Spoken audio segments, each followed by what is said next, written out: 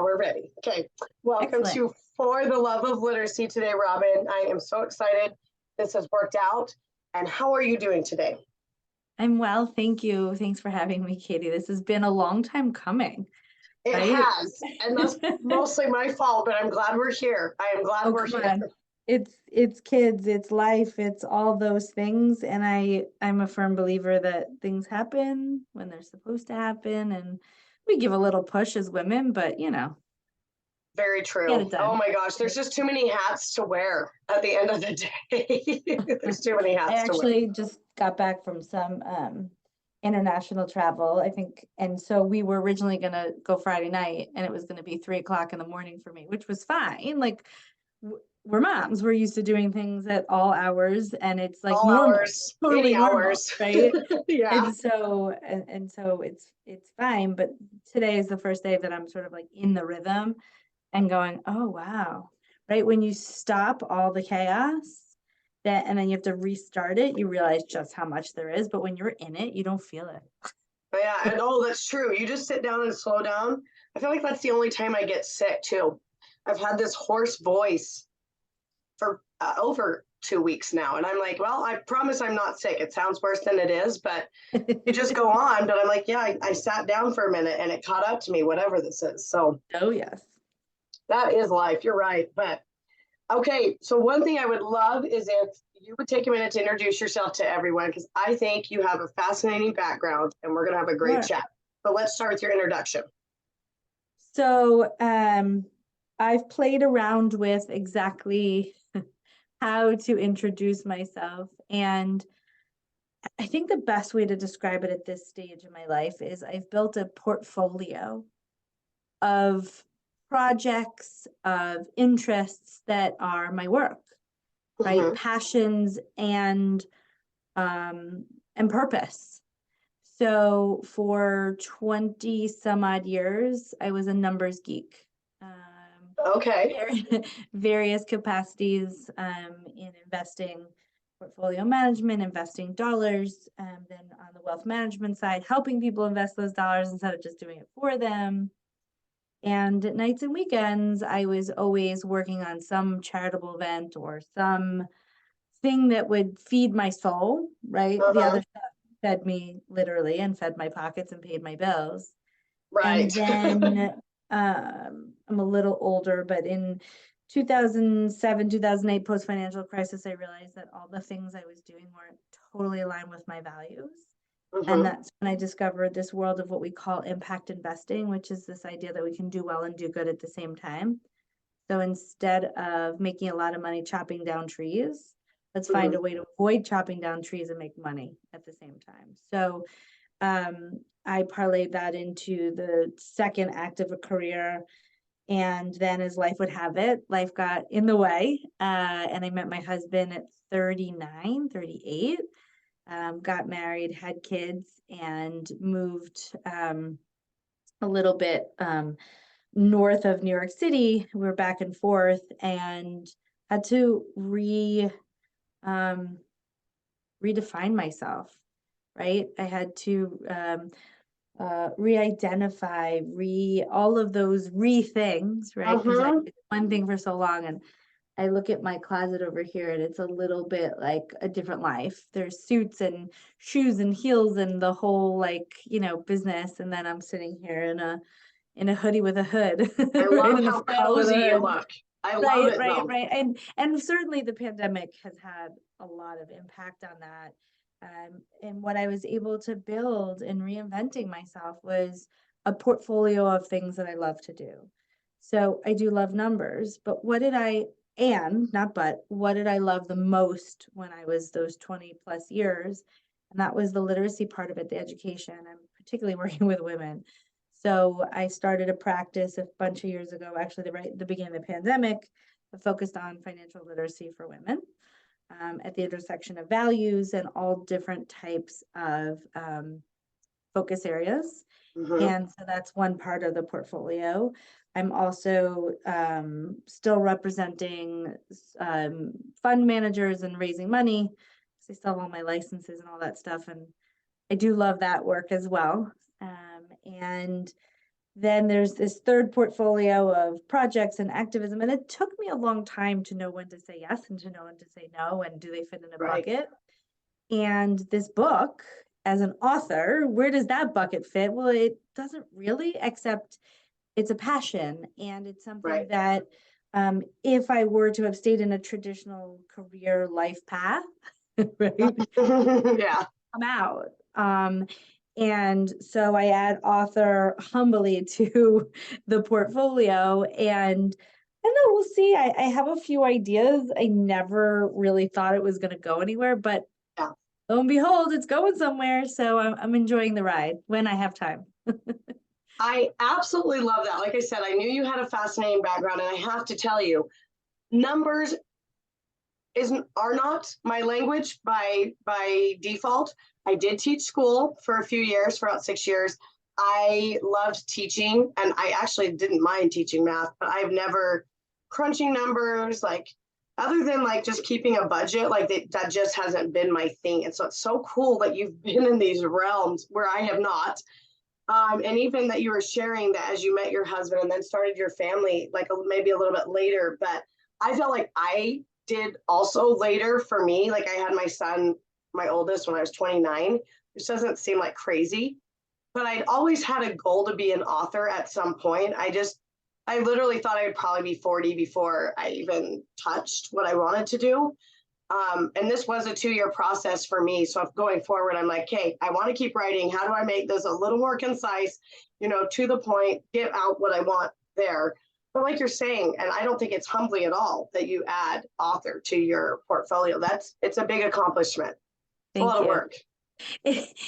So and we can get into this, but I wrote the book when my son Miles was born, and he just turned 4.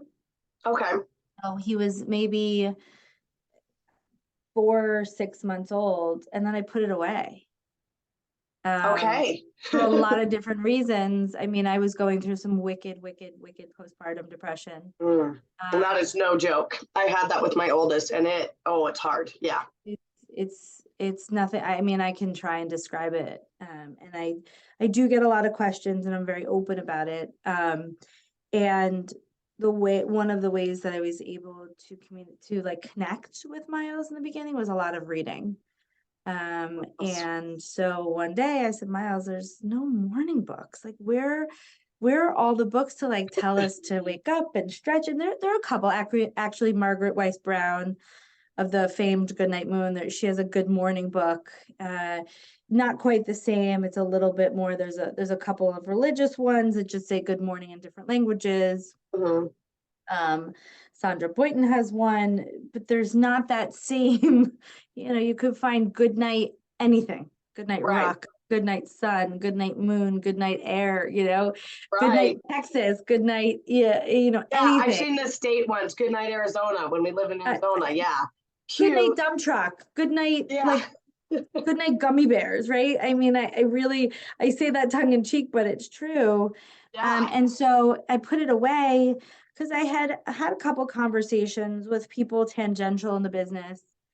And at the time, I thought I was going right back to Wall Street, right? Like I was taking a little time off to have my first kid, and thought I was going right into the 80-hour work week and banking and the whole thing. So wrong about that. But I at the time I still had my business. But anyway, it was just overwhelming. It was, you have to have a marketing plan, and you have to have a merchandising board, and like you have to have a vision, and I was like, I wrote a book.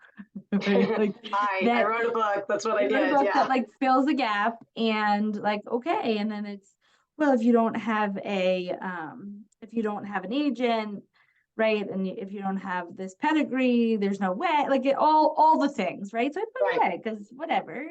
And then my daughter Ren was born in March. Actually, Sunday is her 2nd birthday. Oh. Together, we're having a petting zoo party. Oh, In that's a million adorable. years, are those words that I ever thought would, like, I was a petting zoo in my backyard, right? Like, okay, Yeah. like Yeah. Leaning in, really leaning into the whole like mom and suburban life. But Oh yeah, you're rocking it at that point. and You're a lot so more fun than me.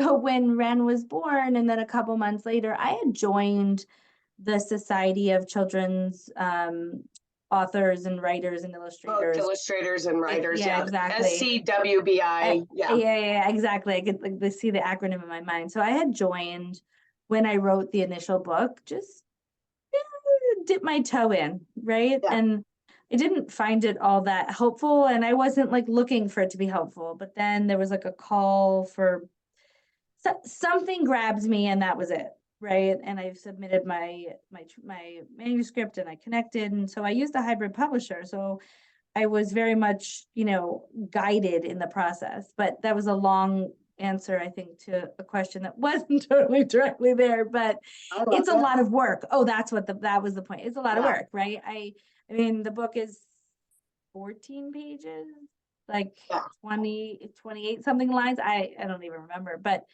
and half of them are different. And the very first time my editor went through the manuscript, I was like, oh, I never thought about like you have to match the syllables and yet like all the things, right? Because I'm not Right. a writer. Like so and then every little decision, right? Down to the font, down to like if you like where a word is placed. And then the illustrations was a whole different ball wax. It's a Oh lot of yeah. work. It's fun, but it's a lot of work. And I just noticed as I flipped your book open, I don't know if flipped is the right word. Yeah. I mean, it's a Yeah. board book, but yeah, as I cracked it open, that it was printed in Hong Kong. Okay, Yeah. so how is that having it published or printed out of the country? Is that So stressful? I mean, I think my editor bore the brunt of that stress. Uh-huh. And of course, hindsight is always 2020. And I'm Always. learning that like a lot of the awards and a lot of the recognitions, it's calendar year. So by the time I figured that out, it was January, February. It's like my book was published on was a pub date was November 28 or 29. Right. Yeah. So I shot myself in the foot because I wanted it out for the holidays, which it did Mm-hmm. great. I mean, the initial run was 2,000, and I think we have about 700 left in the warehouse. So Yeah. 1,400 copies in less than 6 months. I mean, I don't That's know, right? awesome. So um, for the level of marketing and outreach that it's on me, right? The publisher helps, but and so I went with the people that well, I mean, my publisher took care of it all, right? She shopped it, she got the best, and um, it was stressful, and we had some issues. Um, Again, she bore the brunt of it. I think we're gonna get there. I think we're gonna get there. I think it's Yeah. gonna come. Um, but we had about 200 damaged books, and it's Oh, unclear whether it was the factory or the shipper, and it's still an ongoing saga. Um, yeah, that so I doesn't mean, sound fun.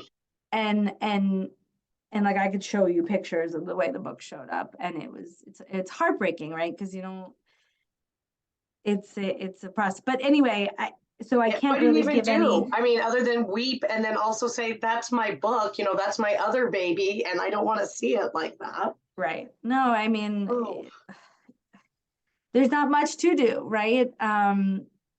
If I mean, some of them were cleaned and salvaged, and I donated them, but I mhm. won't donate anything that I wouldn't put on my bookshelf either, Right, right? Just right. because it's a donation doesn't mean it shouldn't be less than. By So now I principle, have right? Exactly. now there's like a very large recycling situation. But anyway, so I can't really give like direct advice on how it was or what to do. I can only say hindsight, right, is 2020, and the shipping part of it is important. I mean, at the end of the day, the quality is extraordinary. And that was another thing I was deliberate about. I made the book matte, not shiny, Mm-hmm. because I cannot stand when I'm reading to my kids and the lights hit the book and it's And it's like, hard to see. Right. right. So the matte takes care Yeah. of some of that. Yeah, I love that. And yeah, and that was like a little bit of a different thing for the printers. Yeah, you know So what? It's cool that you paid attention to that because for me, when I did hybrid publishing with BiblioKid, I want to learn more about, is it Blue Balloon? it's Blue Yeah, Balloon. Blue It's an Balloon imprint of books. Ballast. They're great. Okay. Wonderful. My editor was Well, wonderful.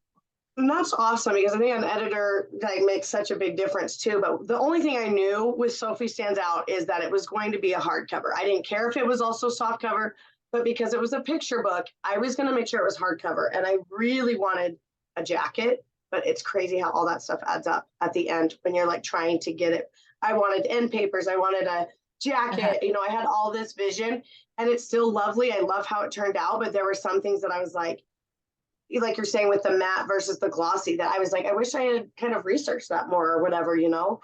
But And that's then what I hindsight, also right? 2020, but But what I I will love to say, I will say, Katie, that I think one of my friends who's a decorator who helped us in our house. You see, I'm surrounded by books, but she takes all the jackets off of every book, and so um, and my jackets daughter get does lost, that. right? And jackets get lost, and Yeah, jackets get ripped, even for adults. true. And so sometimes it's like a gold mine underneath the jacket, like a fun color or a fun Yeah, picture. secret cover or something. Yeah. Exactly. Yeah, I like that. What I love too, though, what I was going to say, what I really love about this book, because my daughter, I've read it with both of my, well, all three of my kids, but especially the two youngest. But with my baby, I love having your illustrations turned out great. And I also love that there's like, it's almost like, in, like you said, like couplet form. There's so many words on a page and it's very easy to follow and just start the day. It's like, this is what we reach for in the morning now. It's just so fun to sit down in their play spot, and it's just so, I love it because it's so accessible to those little hands. Like I need Yeah. durable books for this age and stage. 15 months is very destructive. This is when we get the ripped library books or the water damage. And I've invested in the clear tape that makes it look like the library fixed it because I like hate, unless I really love the book, I don't really want a library edition where it's like, you know, $5 more than it would be if you bought it on your own. But I love how durable it is, and like my Thank little you. one will not walk anywhere without a book in her hand now. So she'll pick up the Aw. books that kind of, they don't always fit in her hand, but just, you know, that she can like walk around because she wants to read or she wants to sit down and look. And so that fills all those, checks all those blanks, you know. But then you also mentioned that your kids are in the book, right? Yeah.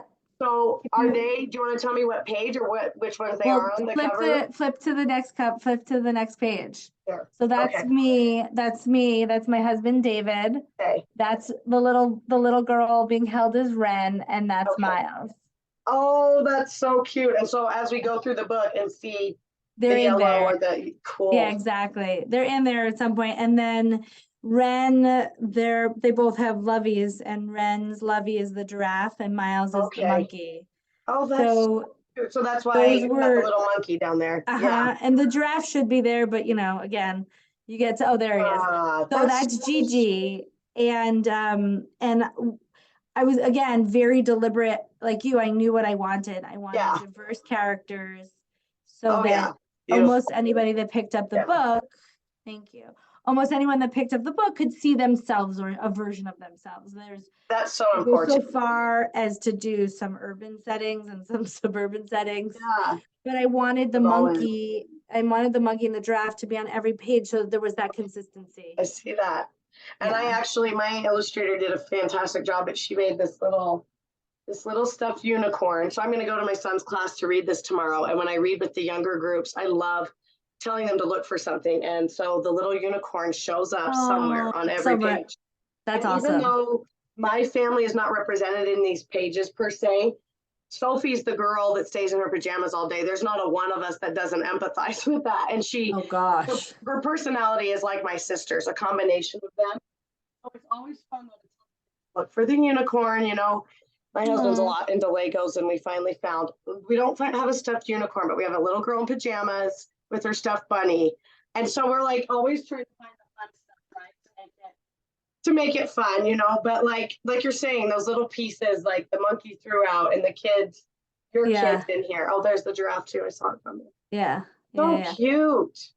And when I'm at shows or I'm at events, I have a stuffed monkey and I have a stuffed giraffe that travels with me. And then I'm doing a book fair in a few months, and they wanted more than just a book, so I wholesaled a bunch of monkeys and giraffes, and I'll There you wrap it go. up and put it together, right? Ah, It's a really good get. I mean, that's what I did for a lot. Like I always give books. Actually, I'm giving a book away for Ren at Ren's birthday party on Sunday, not mine, but Todd Parr, who's one of my favorite. oh, those are Uh, fun books. yeah, they're really fun. So I got a bunch of those Lots of because color. her birthday party is Ren's Too Wild birthday party. Oh my gosh, that is just awesome. It really is. So What we book got of the his did you choose? wait, I'll show it to you. Hang on. Okay. So it's animals in underwear, Oh my ABC. gosh, I actually haven't seen this one. That's cute. So interestingly enough, because I'm like a geek when it comes to research. Remember, I'm a research analyst in the investment space. I'm an economist Yes. by training, so I do way too much research. I think this one was 20, 20 like 2006. I mean, it's Okay. like an old one. Older. So, and it's like it kept bright, and I mean, he really definitely was an inspiration. Yeah. Oh, fun. Um, and so we're having a petting zoo, so I thought like animals, and um I'm always known to give away books for the kids, but I mean, like so many, right? Each of my kids has had one party, if that, because of the pandemic. But anyway, Right. Right. that's that's what Oh we my did. gosh. That is so cool. So what's funny is you kind of already started answering my next question, but I'll ask it and then you can add to it if you want. Sure. I was going to ask you. I'm a talker, I told you. I love that though. I love that. I get it. So I was going to ask about how author events have gone and then what you do to promote your book, or yeah, kind of the things you're doing or how you're bundling things like.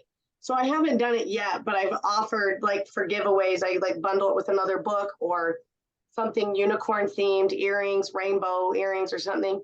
But Yeah. my goal is to get like full on unicorn footies and do that at like a book fair or something and have like a little raffle or whatever, because I just am like, that's so fun. And I need to get an adult version too. We all know how much we Right. also love our pajamas.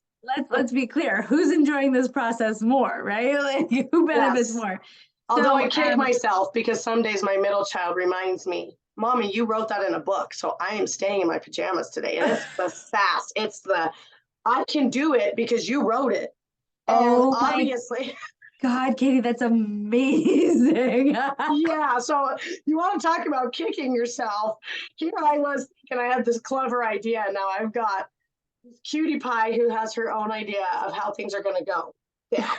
And sometimes it works. You know, the goal in the book is for Sophie to see how much she can do in pajamas. So I can't Yeah, shut my little girl down if yeah, it's reasonable. But sometimes I'm like, these are your favorite pajamas. Do you really want to wear them to the doctor? Do you really want to wear them to tumbling or dance? Because then they're going to get dirty and you can't wear them to bed. So there's yeah. that caveat, right? Admittedly, we just bought a second pair of Ren's cookie pajamas, which are her favorites, and because Oh I my God. just couldn't, I just couldn't deal with like but I bought them. She's two. I bought them in a size 5T, so we rolled them up because Yeah. I'm thinking way ahead. Yeah. You're Right? like, these are for down the road, but this is your backup pair for now. That's smart. This is not going away for a long time. So to answer your question, again, goes back to my job and portfolio and what Mm-hmm. I have time for and what I need to have time for, what I want to have time for. So in the beginning, the first weekend after my pub date, I had 3 events and I worked really hard. One of them was a bookstore in Saratoga Springs, not too far, called Northshire, and it's the bookstore where we built the beginning of our library for Miles, because that's where we were living when he was first born. And Oh, fun. I think David and I gave ourselves like a 2 to 3 book limit when we would go in there, because otherwise we would come home with like 15 books, Right. which is like, okay, Oh, you could totally justify it because it's books, right? yeah. And so Always. I mean, it's a pretty competitive world. And plus it was post pandemic, and they were just getting back to doing things in person. And so the director of the children's center, right, like sent me 20 questions, and I literally felt like I was writing a thesis. And Friday night I did a night market, and Saturday Saturday was Northshire, and then Sunday I was down in New York City and did a signing at one of my favorite children's stores. So I'm Nice. also always open to collaboration. There was a woman online reached out who had a similar morning, sort of ish morning book. And would you do a giveaway? Sure. Like this is about collaboration. This is about bringing people together. And so, sometimes I daydream about, like, morning, what do you think about, like, breakfast food, right? Like, how many different breakfast restaurants are there, or breakfast meals, or, oh my God, do you want my book along with, your kid's Happy Meal or whatever? I probably Yeah. can't say that on a recording, but so that first weekend I was really, really excited. I had no idea what to expect. I had a couple hundred books, in my house, and so I was schlepping them around with me. Well, the night market yielded about 15 book sales, and that was super disappointing, but okay. 15 is okay. 15 is 15 I didn't sell before. And part of it was just location, and I mean, there were other vendors there. And then Saturday morning for the Northshire book reading, like, it was a whole thing. I invited as many people as I possibly could. Again, there's a balance between having your friends buy your book and then wanting your book to be out there. Yeah. And it was an 11 o'clock reading on a morning that was one of the rainiest, most disgusting, coldest, like, ever. So it was a perfect storm of events, and nobody showed up for the reading. Like, not one person. No. Friends showed up like an hour later to buy the book and to say hello, and say there was one father in the bookstore with his son, like, clearly passing time while his wife and his mom was, like, maybe at a doctor's appointment or something, right? And we, like, kind of grabbed him to come and sit, and, like, you could tell he felt really bad for me because he was, like, really making his kids sit. I mean, they enjoyed it, but I actually ended up selling about 20 books that day, but it was more that, like, nobody showed up, and it was so heartbreaking. And then, like, 2 weeks later, my father sent me an article in the Wall Street Journal that I think the title was something like, "I'm having a book signing, come please," right? And it goes into the whole, like, it's a rite of passage, and even the big guys, right, and girls, and whomever you identify as, whatever you identify, like, also, it's not always a sure thing you're going to get people to come. Right. And then you couple that, candidly, Katie, with the fact that there was weekends, and that's, like, special time. I have 2 and a 4-year-old. And what's that balance, right? And so it's not always about selling books as much as it is about the experience, because this is not gonna put my kids through college. Right. Yeah. No.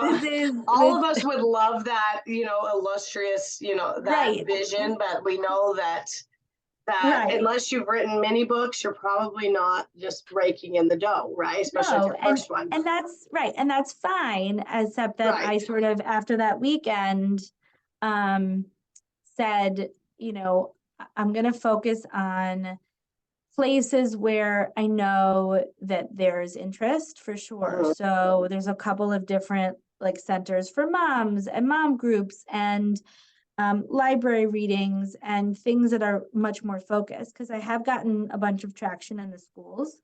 I get a lot of notes from nursery school, even first, second grade, actually first grade, mostly up to first grade, that it's how they start their mornings, because it's literally, I mean, how long did it take you to read it to your kids? It's 2 minutes, maybe 3, even with all the movements and the motions, and that's intentional.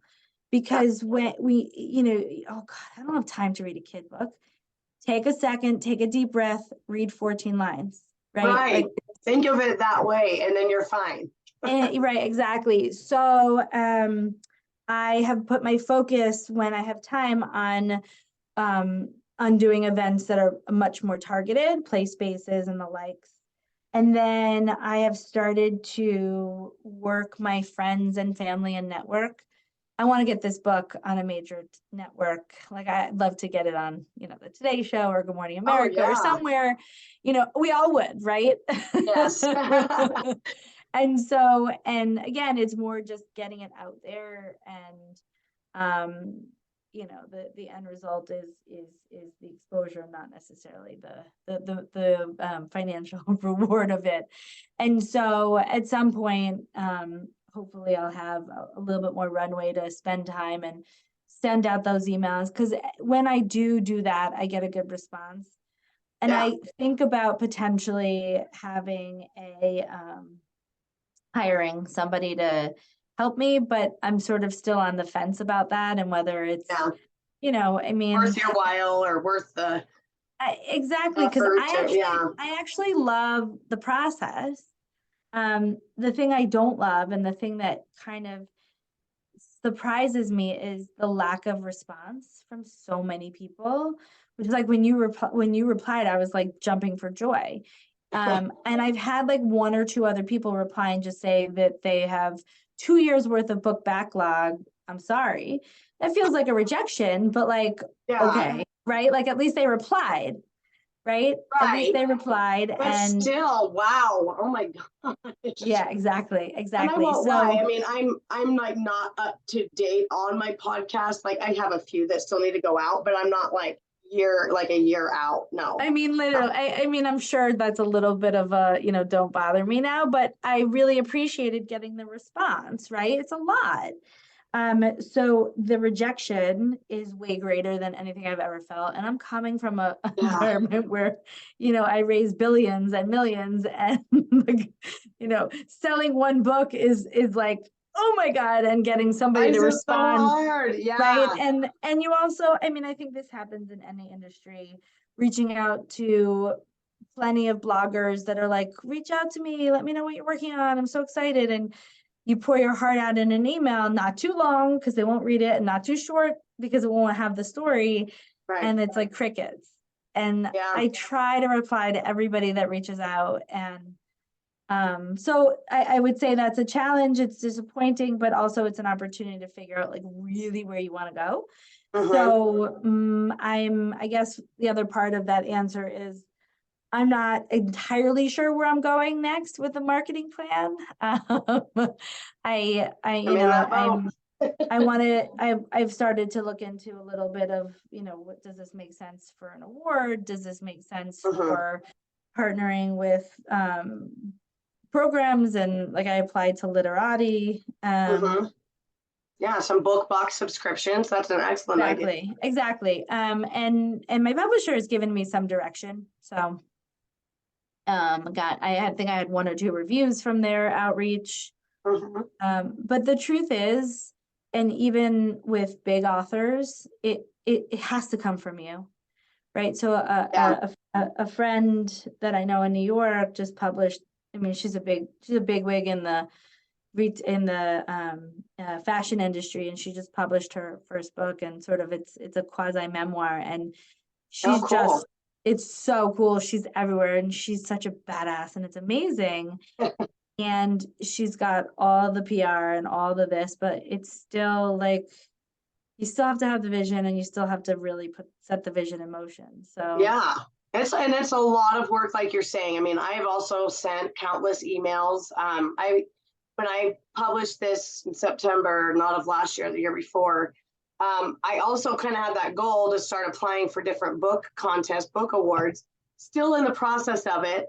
But as you said, like the earlier, maybe in the year that you do get it published, the more opportunity to get it in for these awards. And it's still such a process. And then on top of that, it's with hybrid publishing, it was like, help me with the marketing. I don't know what I'm doing. And it was like, okay, but we're your hybrid publishers. You actually have to pay more for us to really give you a push. And I'm like, hey, no, I mean, this is already so much money that so it's like finding the schools that will let you come, and like the preschools and things. And like what you're saying with your target audience, it's a little bit younger even than mine. Right. But it's tricky because I really fought against the age range that they ask you to, both just so that it can be categorized at libraries and also for book awards and other things. But I was like, but here's my beef is like, you can read this with your 2-year-old or your 3-year-old or kids that are not able to read yet. But a 7 or 8-year-old girl is also able to read this book to herself and connect with the character, or a 10-year-old girl, and heck, an adult. Like, I hope that my picture book ends up being timeless in that sense. So I kind of fought that a little bit because I was like, I don't want people to see the age 5 to 8 and think, oh, that needs to be for like my kid once they start school. And so there's all kinds, like you're saying, there's all kinds of things that go into it and all the thought process. And also, like some of the book awards, I've been like, yeah, you know, I want to get into that. I'm excited. But I'm also like, how much money do I want to spend? Because I got the Royal Dragonfly, but that did not cost me money to enter it for that contest. And so I'm still kind of in Jumanji over that, like deciding, do I want to do the book awards? Do I want to do the Mom's Choice Award? You know, what am I going for? Do I want to show up on this show, like you're saying? Do I want to be on the Today Show? Good Morning America. I didn't realize that it was such a pay to play, to be honest with you. And so you can do it. Yeah. Right. Like if you want to spend the money to do it, which no, congratulations, by the way, on that award. Thank you. And it's just, to figure out what the strategy is. Mm-hmm. Absolutely. And there has to be a strategy. And what's so fascinating about your background is that you're such a researcher by nature. Like, I love that, because I feel like when I was starting my inquiry process, it's that, okay, who are my competitors? What other books are there out there about girls with confidence, girls who may be not just in the way they dress, because that is a big theme of it, but I wanted it to be more than that. I wanted it to be, what are the other picture books that are encouraging girls to like be empowered and be self-confident? Okay, those are the books that I'm going to show how my book is similar and how it's also going to stand out. And it gets so intense, that research, and that even the marketing of like, how much are they asking for their book? How much can I reasonably ask for my book? And it's such a research game, and it's over time. Yeah. Just learning more. And of course I've done sales and done different things. I've sold it through my own blog, as well as on Amazon and Ingram. And like in our library, I've planted a few in our local libraries around here, but it's a lot of work. And I've read, I was going to tell you this, because you were telling that story about setting everything up, and then it was a perfectly yucky day and no one came to the actual reading, but then you were able to sell books. I kind of had an opposite experience. So I read at a library in American Fork, about 15 minutes from here, had some family and friends attend, more than I actually anticipated. And then I had my illustrator come and do a little art project with the kids. Like they made their own bookmarks and stuff that were kind of themed after the book, but I only sold 2 books. So I had everything elaborately planned. I feel like the read aloud went well. It was a good turnout. It was well publicized, but then the actual, and later there was interest, but like in that moment, I felt like a failure. I was like, I only sold 2. It is the worst. It is the worst rejection ever. And like, and also it's like everything you do puts you further in the hole. Right? Yeah. Which is like, I mean, I know from a business, like you have to spend money to make money, but like then passion thing, like, so in my case, it's a little bit different because there is not a category for morning books. Right. There's just not, right. It's just, you're making your own category and going with it. Yeah. Yeah. So like, what do I do with it then? And I'm looking to not do it alone. Right. And I'm looking, right. And I've had some really fun ideas. I mean, it's a morning book. Like I want to send it to some big people, like with a breakfast sandwich. Right. So like, it's a little bit easier. It's a little bit different, right? Like there's really fun things, but then it's how much to what end? How much do you want to spend? What's the goal? Right. And so I don't know the answer to that. And I kind of figure it out as I go along. I mean, yeah, I would love for it to be on a national stage and for it to be like an aha thing. I mean, right. Like what's the ultimate is being like on Oprah's list or something like that. Right. And then you need 1 million copies instead of 2,000 to begin with. I mean, I'm at, like I said, I think we have 600, 700, 800 left at the warehouse. So I don't know. Yeah. Out. So, and I am also the whole like Amazon, and I'm on Target and bookshelf.org and all of the places. Yeah. And then you deal with the Amazon thing where you get like I mean, I haven't seen any royalty checks at this point either, right? So right. Well, what's funny with Amazon is they no, I don't think my publisher, I think Amazon has marked my book down now on 3 different occasions. Like where it's, so I think it's regularly $17.99 and it has been marked down to $14 like 3 different times for no reason either. Or there might be someone who's bought my book, which this is bizarre, either from my BiblioKit or from my website, and then wants to resell it used. And so it's all showing up like as an $11 book. Oh, well, that's an interesting thing. So in the beginning, Yeah. I mean, Yeah. again, this is such new territory. So I also, like, some of my marketing emails are like, if this is totally out of line, you know, this is new for me, so just delete this. But I was going through and Googling just to see where the book was being offered and where, because Yeah.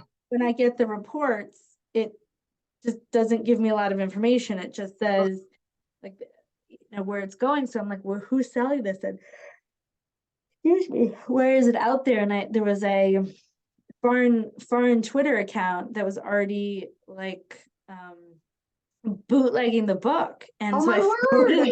I voted to my publisher and I'm like, what is this? And she was like, this happens all the time. I wouldn't worry about it. I was like, but Like, but I am. But I am a little bit. So Yeah, I my think it only even showed up on Thrift Books. I've never sold my book to thriftbooks.com. oh well, I was thrift like, books. yeah. The only thing that I would change, I don't know if that's gonna be a question you're gonna ask me. The only thing I would change, and I didn't really know enough to know better. So my illustrator, Dennis Alonso, was through an agency that my publisher uses. Uh-huh. We reviewed, I mean, I reviewed so many portfolios, or, you know, digital drawings and such. And I actually, he was the second, he was the second illustrator. The first one didn't want to go to the places I wanted to go because I gave very, very specific. I want this kid to have this type of face. You had your vision. Yeah. Right. And I mean, that's where my husband said, like, no, you're not teaching yourself how to do digital design because like then you really won't be around. But yeah. I wish I had put his name on the cover. Yeah. When you're hybrid publishing, it's a different type of scenario. It is exactly. And so like you do what you can and right. It was something a friend of mine brought up to me. It never occurred to me. Again, that's where like my not being in the industry might have a little bit of an impact and or what people are used to doing or not. But yeah, and actually I was going to ask you if there would be anything you would change. I mean, there's probably not an author or newer author out there that wouldn't at least answer that in the affirmative. I think there's so many things we can learn and that we start going and kind of piggybacking off of that. What advice would you give anybody who wants to write or is in the process of writing, but maybe facing some of those rejections that are kind of hard to get past?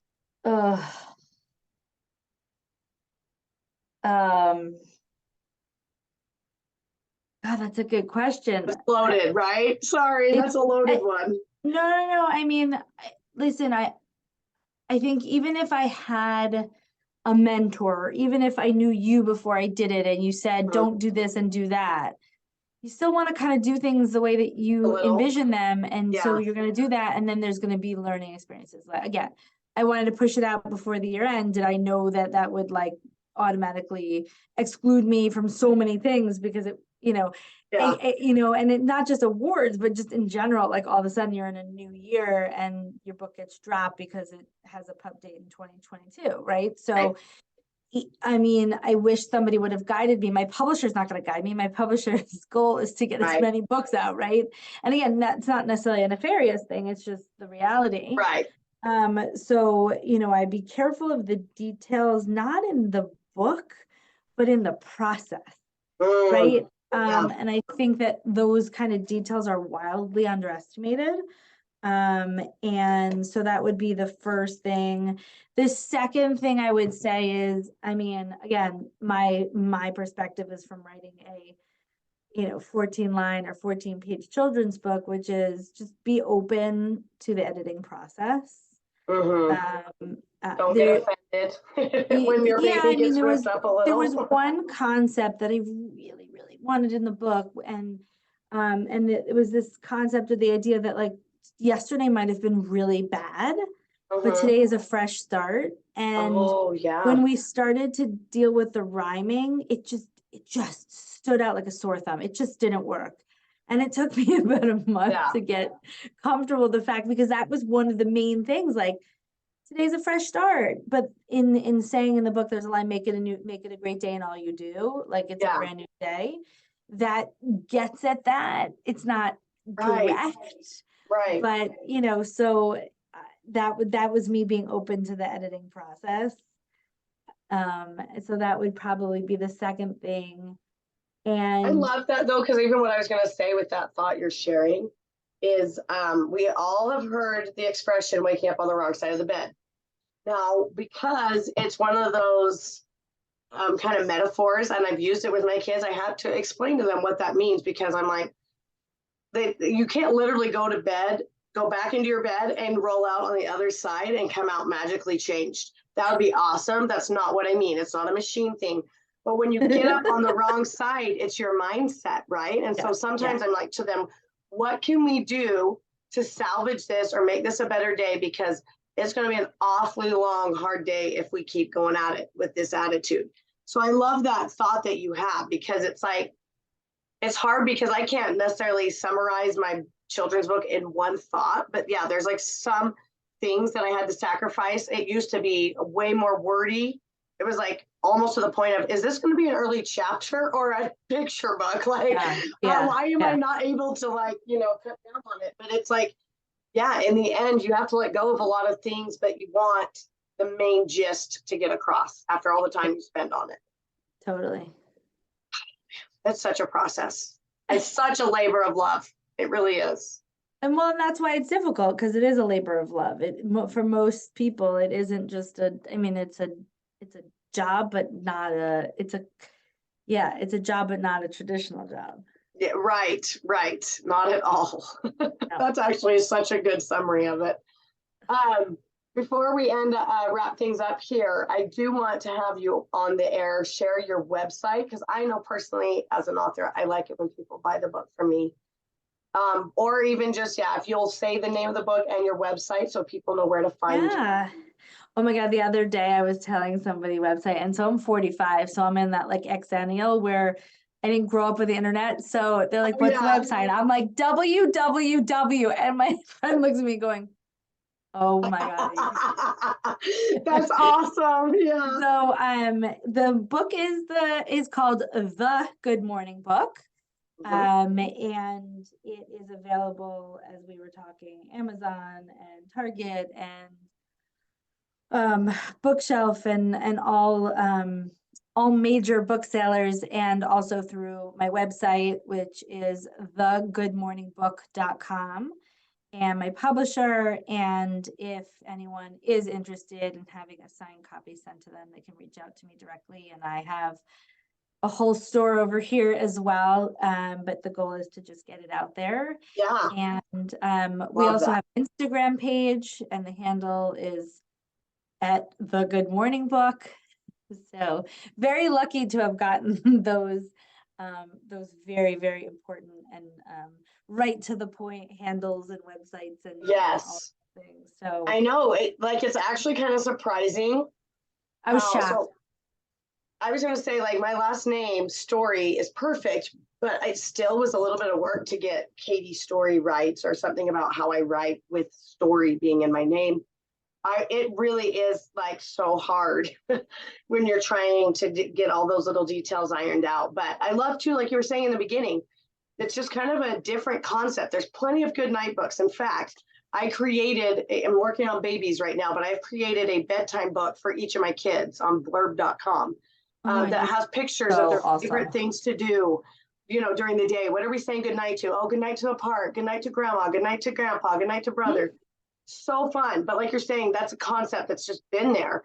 Where are the good morning books? Where are the routine? Get up, do this. And so it's awesome. Yeah, what you've done is awesome. It's not just thank you. Oh, that's so kind. It's in addition to chores, though, it's about just getting up and being conscious of your mindset. And somebody made a comment like, oh, you think a kid is going to understand the word mindset? I'm like, that's the whole point of reading, is to learn and stretch. But front load that vocab. Yeah. And though we know that when we program our minds in the morning, Yeah. to be positive, we're that much more likely to have a positive day in our interpretation, right? Yes. One person's positive day is another person's, destructive day.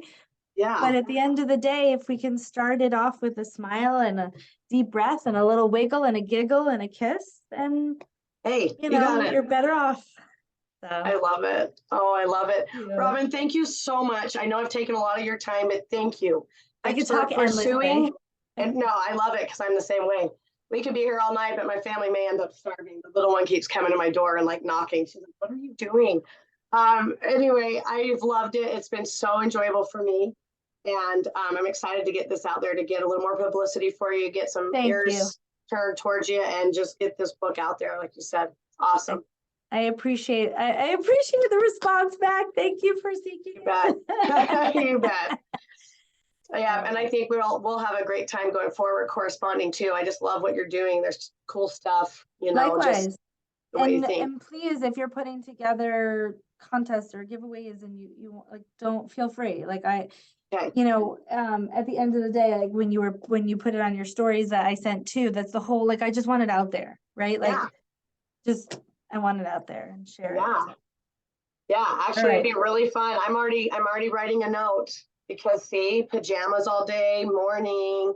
We'll get something going. This could be awesome. It could be really fun. So Yeah. when do you typically post and when should I be on the lookout? Yes, great. I'm great building question. my strategy. I want to make sure that I capture it.